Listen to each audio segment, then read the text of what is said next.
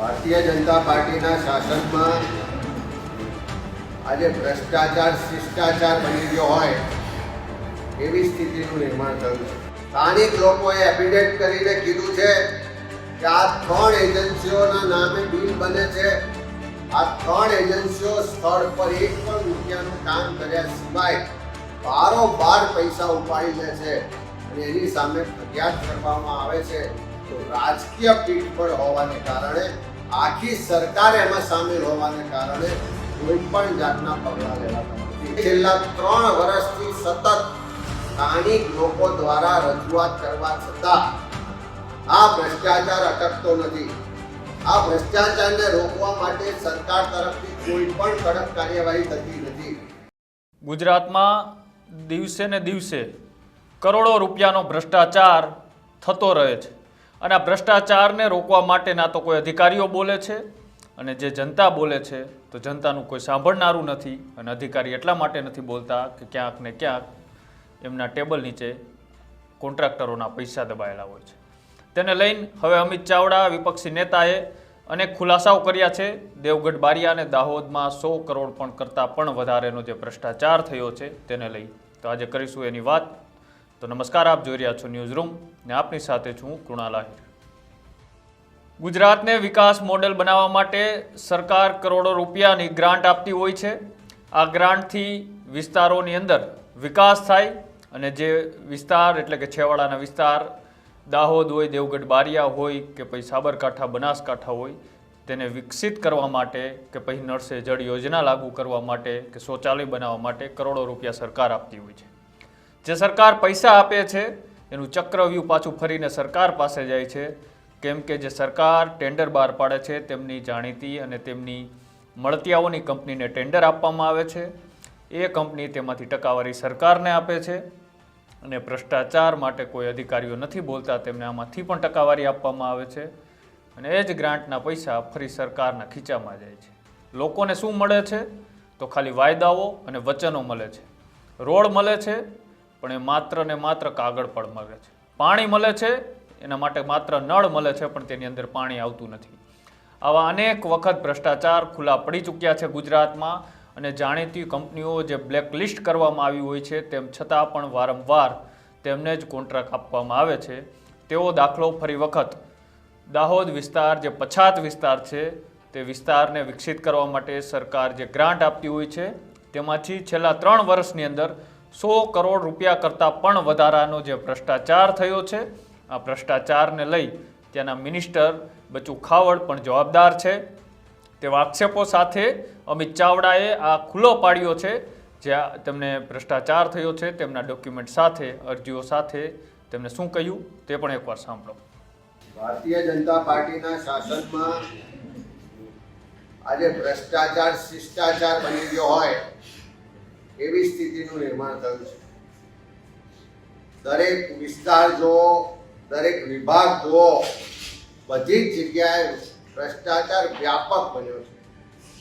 અને એવો જ એક દાખલો, એક ફરિયાદ લઈને આજે રાજ્યના મંત્રીશ્રીના પોતાના જ વિસ્તારના એટલે કે દેવગઢ બારિયાના ત્યાંના સ્થાનિક જનો અહીંયા રજૂઆત કરવા આવ્યા છે.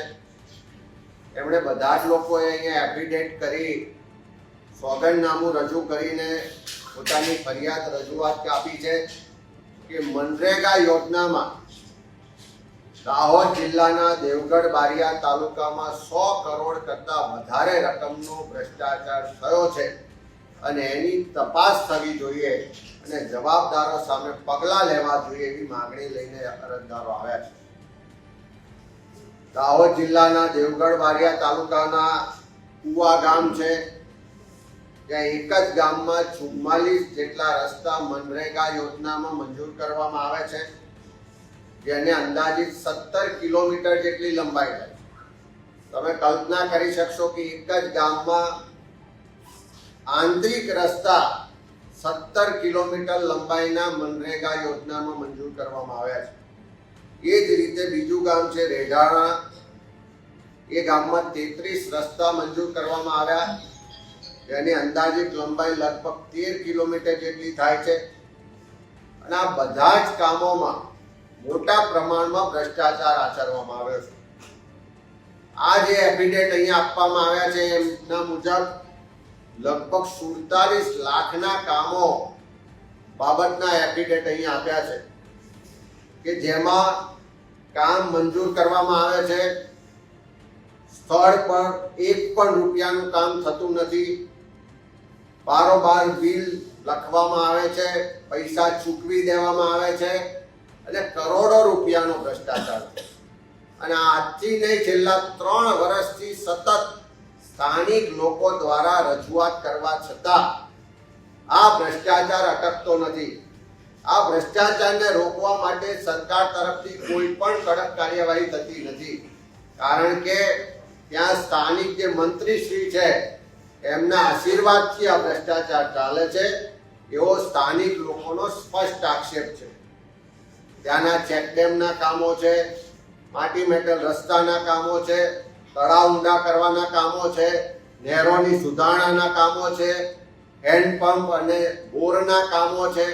આ બધા જ કામોમાં 3 જ એજન્સીઓ મટીરિયલ સપ્લાય કરવાનો કોન્ટ્રાક્ટ લે છે.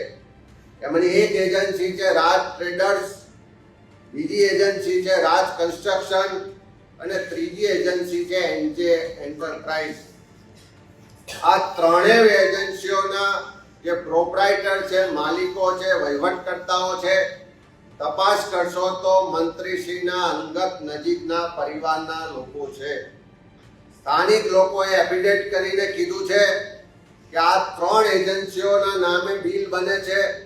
આ 3 એજન્સીઓ સ્થળ પર એક પણ રૂપિયાનું કામ કર્યા સિવાય બારોબાર પૈસા ઉપાડી લે છે અને એની સામે ફરિયાદ કરવામાં આવે છે તો રાજકીય પીઠબળ હોવાને કારણે, આખી સરકાર એમાં સામેલ હોવાને કારણે કોઈ પણ જાતના પગલાં લેવાતા નથી. ત્યારે સરકાર પાસે માગણી કરીએ છીએ કે ત્યાંના ગરીબ બક્ષીપંથના આદિવાસી સમાજના લોકો ફરિયાદ લઈને છે ગાંધીનગર સુધી આવ્યા છે. એફિડેવિટ કરી અને એમણે પોતાની રજૂઆતો આપી છે કે મંત્રીશ્રીના આશીર્વાદથી, સરકારમાં બેઠેલા લોકોના મિલીભગતથી આ દાહોદ જિલ્લાના દેવગઢ બારિયા અને ધાનપુર તાલુકામાં છેલ્લા 3 વર્ષમાં 100 કરોડ કરતાં વધારેનો ભ્રષ્ટાચાર થયો છે.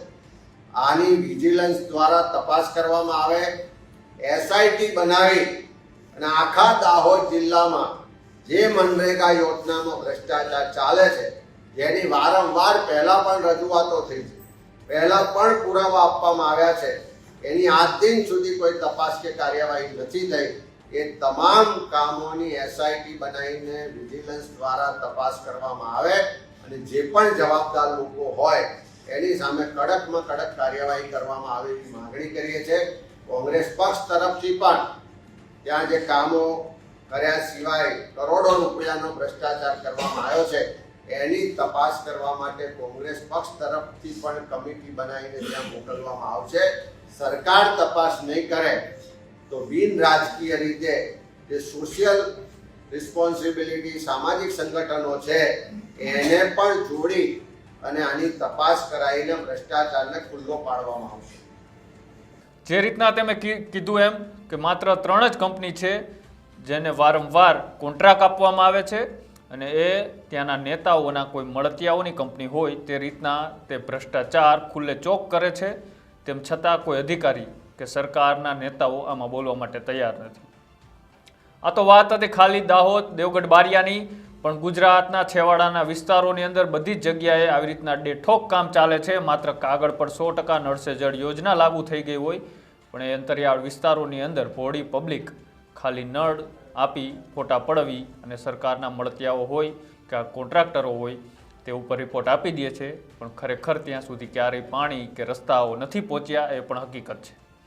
તમારું શું કહેવું છે તેને લઈ અમારી કોમેન્ટ બોક્સની અંદર અચૂક જણાવજો. આવા જ અહેવાલો જોવા માટે અમારી યુટ્યુબ ચેનલ ન્યૂઝ રૂમને આજે જ લાઇક કરો, શેર કરો અને સબસ્ક્રાઇબ કરો. નમસ્કાર.